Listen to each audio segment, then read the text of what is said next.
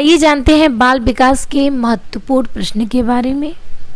शिक्षा मनोविज्ञान का मूल उद्देश्य क्या है? विद्यार्थी योग्यता एवं क्षमताओं को अध्ययन में रखते हुए उनके द्वारा किसी बात को सीखे जाने से सब संबंधित बात को प्रभावित करता है। शिक्षा का संबंध है शिक्षा के उद्देश्य से और कक्षा पर्यावरण व वातावरण से। शिक्षा मनोविज्ञान की प्रकृति से संबंध में कहा जा सकता है यह सर्वव्यापी है तो सार्वभौमिक भी है।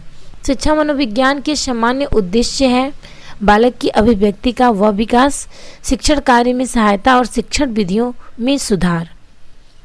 अवस्था विशेष के अनुभव के आधार पर ही हमें किसी को बालक, युवा एवं वृद्ध कहना चाहिए। किसके अनुसार है? फ्रोवेल के। शिक्षा मनोविज्ञान का प्रमुख उद्देश्य है बाल केंद्रित शिक्षा का विकास करना। मनोविज्ञान शिक्षा के क्षेत्र में सहायता देता है तथा बताता है कि शिक्षा के उद्देश्य संभावित है अथवा नहीं। सीखने की प्रक्रिया के अंतर्गत शिक्षा मनोविज्ञान अध्ययन करता है प्रेरणा व पुनर्बलन के प्रभाव का अध्ययन का।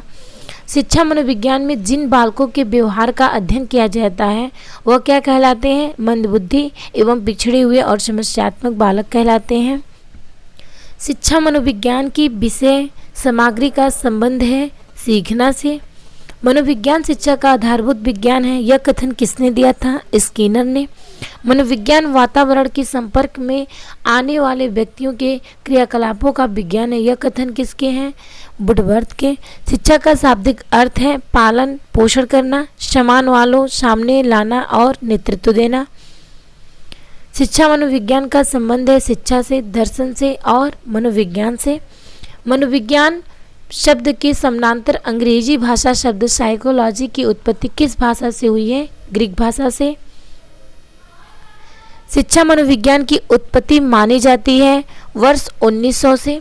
सफल एवं प्रभावी शिक्षण अधिगम प्रक्रिया के लिए आवश्यक है शिक्षण अधिगम सामग्री का प्रयोग एवं शिक्षा मनोविज्ञान के सिद्धांतों का प्रयोग।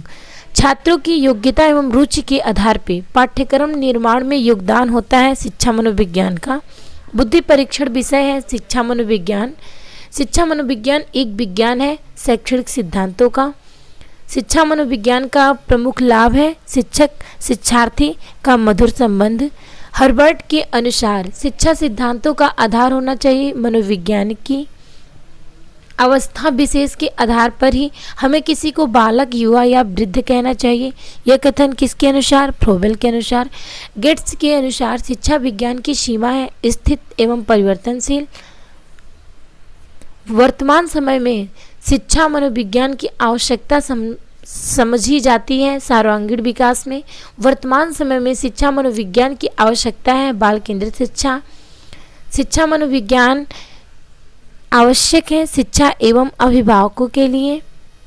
कैली के अनुसार शिक्षा मनोविज्ञान के उद्देश्य है 9। शिक्षा मनोविज्ञान का मुख्य संबंध सीखने से। यह कथन किसने दिया? सारे एवं टेलफोर्ड का। गिट्स के अनुसार शिक्षा मनोविज्ञान की सीमा है अस्थिर एवं परिवर्तनशील। शिक्षा मनोविज्ञान का वर्तमान स्वरूप कैसा होता है? व्यापक।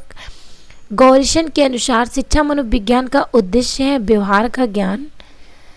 शिक्षा मनोविज्ञान का प्रमुख उद्देश्य कॉलसेनिक के अनुसार कैसा है? शिक्षा की समस्याओं का समाधान करना।